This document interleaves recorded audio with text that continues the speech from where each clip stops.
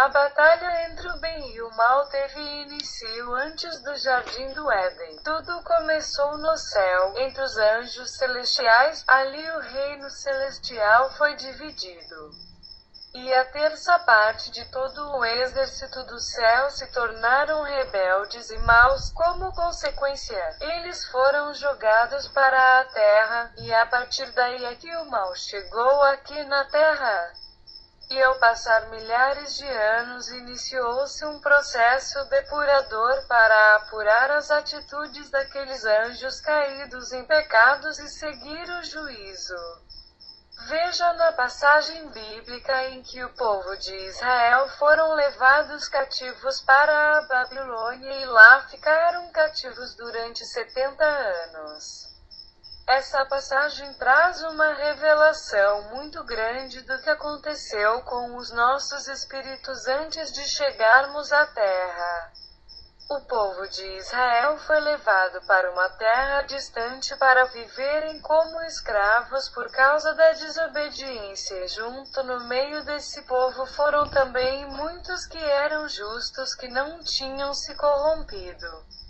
Como por exemplo Daniel, Jeremias e os amigos de Daniel, que foram lançados na fornalha e foram salvos pelo anjo do Senhor. Deus permitiu que os servos dele fossem juntos para o cativeiro para ele manifestar a sua misericórdia, o seu amor e o seu perdão, usando esses servos com espíritos de anjos como profetas. E vejam que interessante, o cativeiro do povo de Israel na Babilônia durou 70 anos e hoje a duração de uma vida se um ser humano na Terra é de 70 anos, o que passar disso é enfado e canseira, e após isso vem a libertação da alma e do espírito com a morte física. E em Apocalipse está escrito: e eles foram lançados sobre a terra, ficando assim na escuridão da dimensão do mundo espiritual na superfície do planeta Terra. Veja o que está revelado na história de Nabucodonosor. Ele perdeu o seu reino onde se sentia exaltado e foi tirado de entre os grandes e foi levado para o campo. Passou a fazer parte do reino dos animais. No livro do profeta Isaías está escrito: tu conservarás em paz aquele cuja mente está firme em ti, porque ele confia em ti. Confiai no Senhor perpetuamente.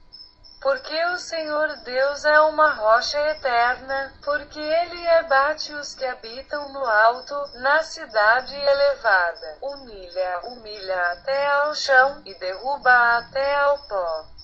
Isaías 26:3-5. Nabucodonosor virou um animal e ficou assim até que ele desse glória a Deus, e alguns ainda enfatizam, até que ele não aprendesse a dar glória a Deus, ele ficou como um animal.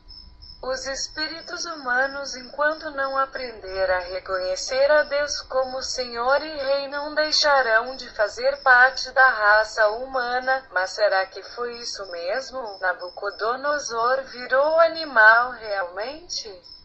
Ele tinha consciência do que estava havendo. Neste livro iremos entender o que a Bíblia de fato fala sobre isso. Também não vamos entrar em detalhes sobre a história de Nabucodonosor. Vamos apenas responder tais dúvidas sobre o sonho de Nabucodonosor e sua sentença, conforme o livro do profeta Daniel nos relata. DN 4.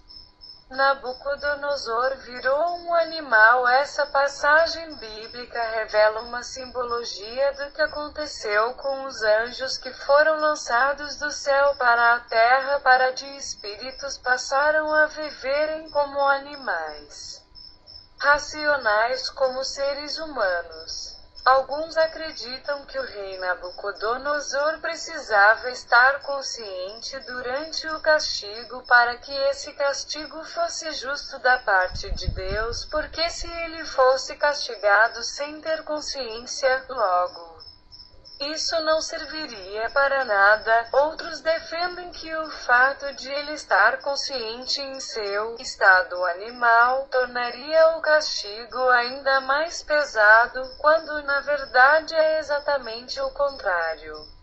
Pois ele agir como animal sem nenhum controle sobre isso seria o pior castigo para seu ego.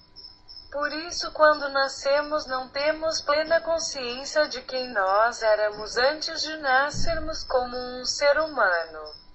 Só podemos chegar a esse conhecimento pela revelação da Palavra de Deus, que é a luz do mundo, está escrito no livro de Jó.